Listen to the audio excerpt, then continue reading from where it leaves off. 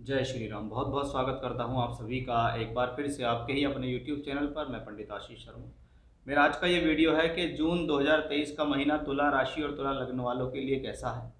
इस महीने ग्रहों की स्थिति और ग्रहों का परिवर्तन आपके लिए कितना शुभ अशुभ है, किन ग्रहों की युति आपको क्या देगी, ग्रहों का परिवर्तन आपको क्या देगा, सभी विषयों के बारे में इस वीडियो में हम बात करेंगे। आपका स्वास्थ्य सम्मान, आपकी शिक्षा, आपके प्रेम संबंध, विवाह, वैवाहिक जीवन, आपका भाग्य, आपका कर्म, आपका लाभ क्या देने वाले हैं प्लैनेट्स इस महीने, इस वीडियो में हम जानेंगे, जिसको हम कहते हैं मासिक राशिफल, मंथली हॉरोस्कोप या मंथली प्रेडिक्शन। तो आइए विषय को शुरू करते हैं। सबसे पहले ग्रहों की स्थिति आप देख रहे होंगे, आपकी राशि लगन में ही केतु है, पंचम भाव में शनि है जो कि 17 जून को इस बार वक्री हो जाएंगे, या सप्तम भाव में गुरु राहु बुध का एक योग बना हुआ है, अष्टम भाव में सूर्य है, दशम भाव में नीच का मंगल है और शुक्र के साथ मंगल शुक्र की युति बन रही है। ये तो थी ग्रहों की स्थिति। इस महीने सूर्य राशि परिवर्तन करेंगे, यानी सूर्य 15 जून को 8वें घर से निकलकर भाग्य स्थान में आ जाएंगे, जो एक अपने आप में शुभ स्थिति होगी।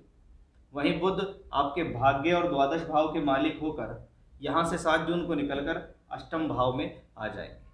तो ये तो ग्रहों का परिवर्तन। अब देखते हैं इसका आप पर प्रभाव क्या पड़ रहा है। आप सबसे पहले देख रहे होंगे कि आपकी राशि लगन के अंदर केतु विराजमान है, और ये बहुत लंबे समय तक है जब तक केतु होता है, क्योंकि केतु को स्वभाव में अशुभ ग्रह कहा गया है। ये जिस ग्रह की राशि में होता है उसके अनुसार फल देता है। ये शुक्र की राशि में तो शुक्र के अनुसार फल देगा, यानी केतु कैसा बिहेव करने वाला है ये खुद केतु पर भी निर्भर करता है, लेकिन वो जिसकी राशि में है उस पर भी निर्भर है। यहाँ ये शुक्र के साथ संबंध बनाता है, और शुक्र है दशम भाव में, यानी कहीं ना कहीं व्यक्ति अपने कर्म में लगा हुआ है, क्योंकि शुक्र 10वां भाव है कर्म का भाव।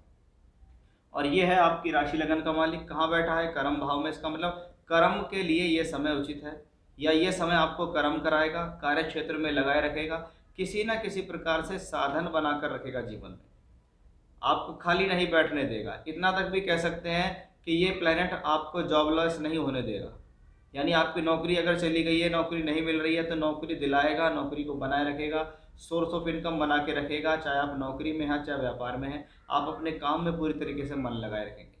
उनके साथ बैठा है नीच का मंगल, जो मंगल शुक्र की युति बन रही है। अब नीच मंगल क्या है, थोड़ा उत्साहित ग्रह है, थोड़ा जोशीला ग्रह है।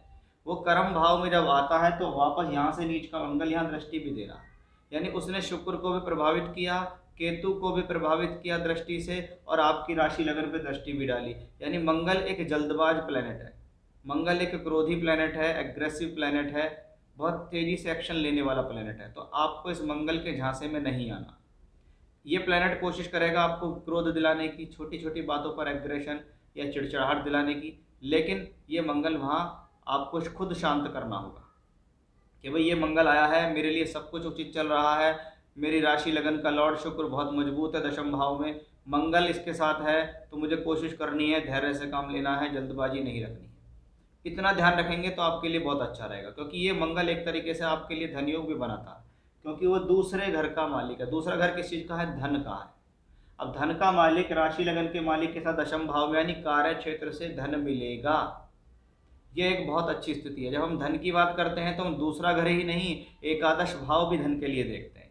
और एकादश भाव के मालिक कौन है, सूर्य, जो 15 जून तक तो यहाँ है, लेकिन 15 जून के बाद सूर्य आएंगे भाग्य स्थान के अंदर। यहाँ पर बैठ के हो सकता है कुछ लाभ आपका रुक जाए, कुछ पेमेंट आपका रुक जाए, कुछ स्लो प्रोग्रेस हो, पैसा धीरे धीरे आ रहा हो, अटक गया हो, प्रॉमिस किया हो किसी ने कि बाद में दूंगा, तो आप देखिएगा 15 जून के बाद ये स्थिति बहुत तेज हो जाएगी।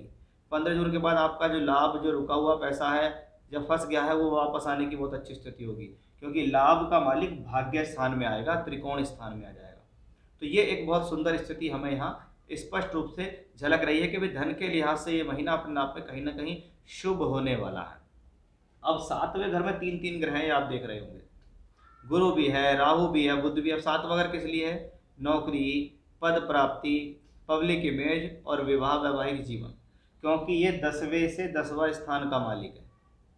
तो इसको बहुत आराम से समझिएगा कि देखिए सप्तम भाव में राहु है, सप्तम भाव में बृहस्पति है, और सप्तम भाव का मालिक मंगल नीच का होकर दशम में है। तो अपनी तरफ से कोई ऐसी गलती नहीं करनी है जो व्यापारिक गलती हो, जिससे नुकसान हो। साझेदारी में यदि आपका कोई भी काम है तो उसमें किसी प्रकार का कलह उत्पन्न ना हो, या दोनों के बीच में मिसअंडरस्टैंडिंग ना हो जिसके कारण प्रॉब्लम आए। 7th हाउस पब्लिक इमेज के लिए भी जाना जाता है कि आपकी खुद की वजह से, आपकी हरकतों की वजह से आपकी पब्लिक इमेज डाउन ना हो जाए, इसका ध्यान रखना होगा, चाहे आप ऑफिस में काम करते हैं चाहे आप व्यापार करते हैं।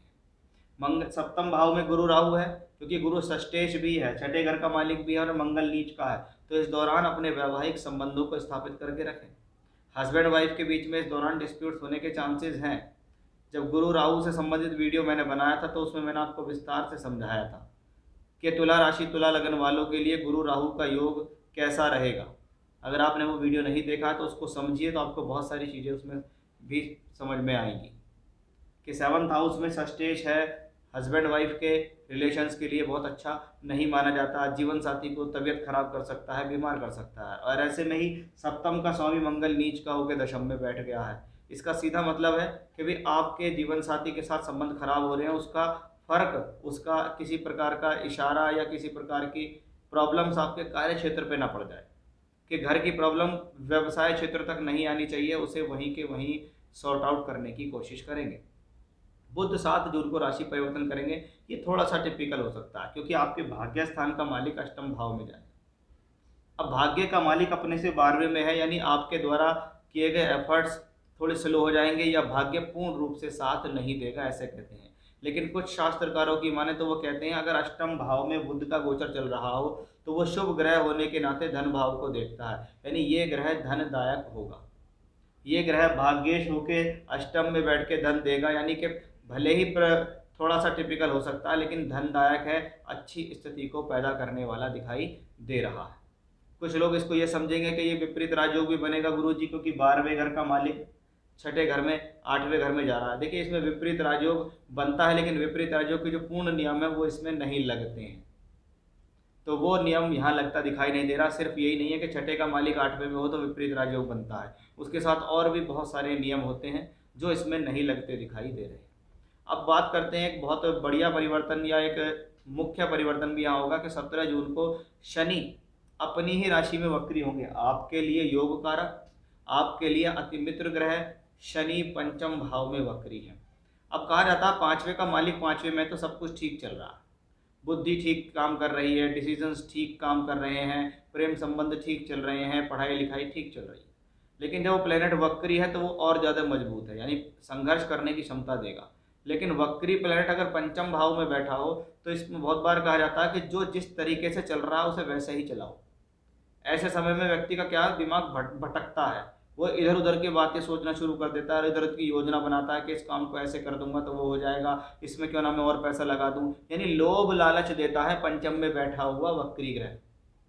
अब शनि पंचम में वक्री है तो आपकी एजुकेशन ठीक है, लेकिन अपनी ही गलती से आप अपनी एजुकेशन को खराब करेंगे। कभी कभी ओवर कॉन्फिडेंस में आना, मुझे सब आता है, मैं सब कर लूँगा, मुझे ये है, मैं वो है। व्यक्ति ये समझता है मुझसे ज़्यादा होशियार या इंटेलिजेंट कोई नहीं, तो वहीं जाके वो मात खाता है, क्योंकि 5th हाउस बुद्धि है। बुद्धि से ही जीवन चलता है, निर्णयों से ही जीवन है, निर्णयों से ही नौकरी है, व्यापार है, आपकी एजुकेशन है, सब कुछ आपके बुद्धि और आपके निर्णयों पे है। इसलिए 5th हाउस को बहुत मोस्ट इंपॉर्टेंट भाव माना जाता है।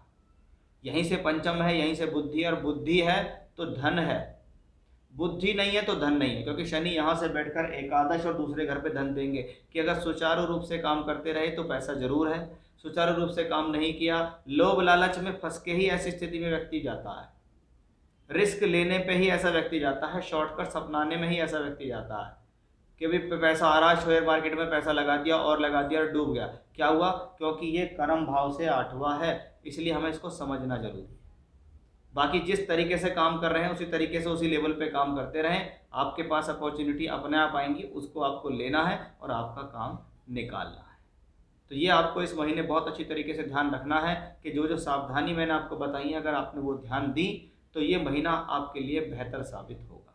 फिर से इसी प्रकार की जानकारी लेकर आपके सामने हाजिर होऊंगा, तब तक के लिए बने रहिएगा मेरे साथ। जय श्री राम।